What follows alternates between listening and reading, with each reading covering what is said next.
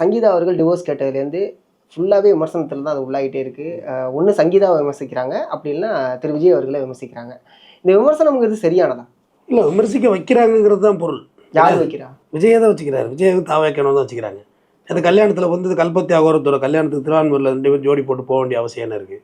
சங்கீதா க்ளீனாக அவங்க பெட்டிஷனில் சொல்கிறாங்க, அவர் நடிகையோட இருக்கார், அவர் இல்லீகல் இன்டிமேசியில் இருக்கார், தேவைப்பட்டால் அந்த நடிகையோட ப்ரூஃப் மற்றும் ஆதாரங்கள்லாம் வெளியிடுறேன்னு. பட் அவங்க பேரெல்லாம் நம்ம யாருமே சொல்லலை. ஏன்னா அவங்க வந்து நம்ம நயினார் நாகேந்திர அண்ணன் சொன்னதுக்கு பெரிய குதிச்சாங்க வானத்துக்கு பூமிக்கு. அவர் எவ்வளோ பெரிய அரசியல்வாதி.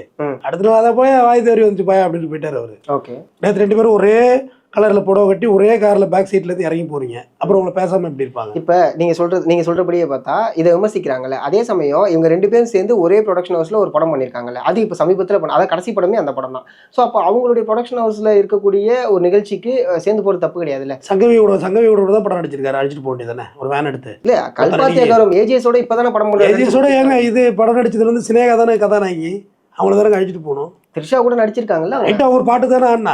ஓகே, சினேகா அழிச்சிட்டு போடுறது அவதானே பொண்டாட்டியா புள்ள பத்தெல்லாம் படம் நடிச்சு காமிச்சாங்க. இந்த விமர்சனம் எப்படி பார்க்கப்படுது அப்படின்னா, எப்படி பார்க்கப்படுது சொல்லுங்க?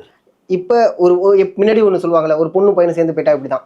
ஸோ அப்படிங்கிற ஒரு இதுக்குள்ளேயே வரைகிற வந்துகிட்டே ஒரு பையனும் ஒரு பொண்ணும் சேர்ந்து போயிட்டாலும் அப்படிதான்லாம் கிடையாது.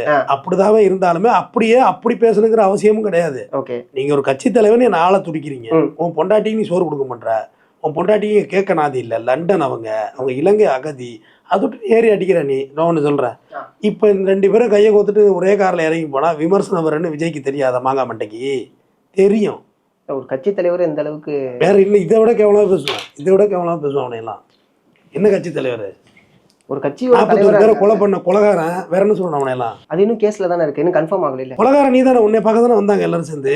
அதை நான் வந்து ஏற்றுக்கிட்டேன். பாரத பிரதமர் மோடியான திட்டுவேன், ஜனநாயக நாடு, எனக்கு கருத்துரிமை இருக்கு, தப்பு இருந்தா திட்டுவேன். இருந்தாலும் ஒருமையில பேசுறது எந்த வகையில் நியாயமா இருக்கு? தமிழக முதல்வரே பேசுவேன், எதிர்கட்சி தலைவரே பேசுவேன், தப்பு இருந்தா பேசுவேன், புரியுது, தப்பு இல்லாட்டி பாராட்டுவேன். ஓகே, ஒருமையில பேசுறதுலாம் விஷயம் இல்லைங்க, அவனையெல்லாம் பேசலாங்க. என்னங்க தப்பு? அந்த பொண்ணு வாழ வைக்க துப்பு இல்லை உனக்கு சங்கீதாவை,